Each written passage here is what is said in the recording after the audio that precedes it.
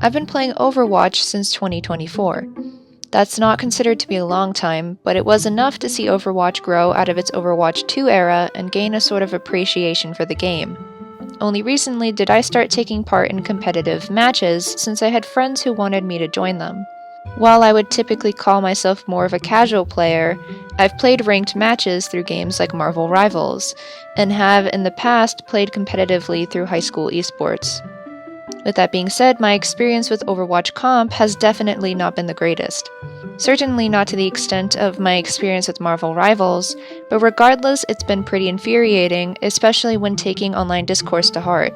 Many players end up stuck in certain ranks no matter what they do, and it's become the general consensus that if you're not ranking up, then it's a sign of your skill as a player. A lot of videos on how to rank up will tell you that if you're stuck, then it's your fault and you need to work on your game sense and positioning. In all honesty, they're right for the most part. A lot of players will be stuck in a rank because they're not learning from their past mistakes, or rather don't want to. Working on aspects like game sense, positioning, target priorities, and grouping is important in every ranked match. This, however, is not the only reason. We can't always put the blame on ourselves. There are a multitude of outside factors that have absolutely nothing to do with your individual skills. Sometimes there will simply be bad team compositions. Other times, it could be that someone or multiple people are purposefully throwing the match.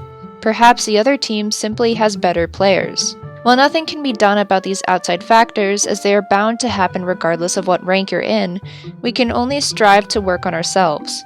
As someone who is unfortunately stuck in Bronze 3 as of writing for this video out of every possible rank to get stuck in, I've been applying changes to the way I approach ranked matches since it's the only thing I can possibly do to fix my situation. By no means do I claim to be a pro player. Hell, I don't think a pro player would be stuck in Bronze 3. But I also don't think I'm a bad player. With that in mind, here's what I've been doing to slowly get myself out of being stuck in my rank that is actually working. Keep in mind, this is my approach and may be different from other players. First, I've been keeping a mindset based on awareness of the importance of the role I choose in my team. If I'm choosing to be a tank, I should prioritize the squishier characters that fall under DPS and support for damaging, and actively trying to push my team to the objective. If I am choosing support, I should prioritize healing my team over damage, especially when it comes to keeping the tanks alive. If I am playing DPS, I'm applying pressure with the tanks and securing eliminations on the enemy team. This all feels like common sense, but when in a ranked situation, it's best to remind yourself of your role, especially the sub-roles, as they may have additional features that when executed right can really help the team and show the game that you know how to play the characters. Speaking of knowing how to play the characters, my second approach is sticking with a small group of characters for each role that you are familiar with. Having versatility through 2 or 3 heroes in each role that you know work and ranked is important. Not only is having more than one good for countering the possibility of having one less option through bans, if you know which characters work best for you in ranked, then you will thrive. The character that works best for you in competitive matches might not always be your main, so that is another factor to keep in mind. Sometimes you might even discover new mains through ranked. This is actually how I discovered that Junker Queen was my tank main.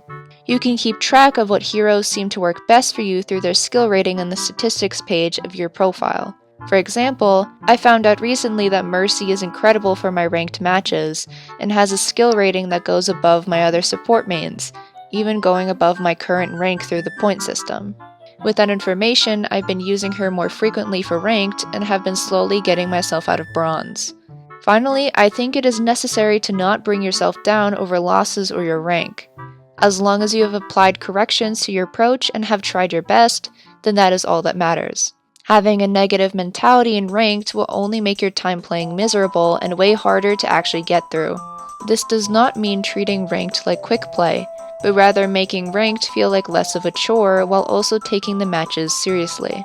A lot of the time, a negative mindset comes from shame over where you stand with your rank, as it is equated to skill as a player. This shame in addition can become worse if you spend any increment of time on the Overwatch side of the internet and pay too much attention to other players' negative opinions. To that, I will conclude the video by saying that your rank does not define your skill as a player, but should rather be used as motivation to increase your skill and apply changes to how you play that might not have been considered before. This is not an excuse to blame your teammates for losses if you think you're doing everything right. There is a reason Overwatch is in a team-based format.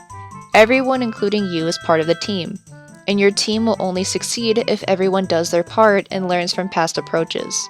This video was kind of random, but I really wanted to talk about this because it feels pretty relevant, and because Overwatch is probably one of my favorite online games next to Dead by Daylight.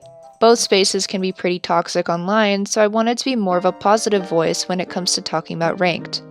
Thank you, and I'll see you in the next one. Bye!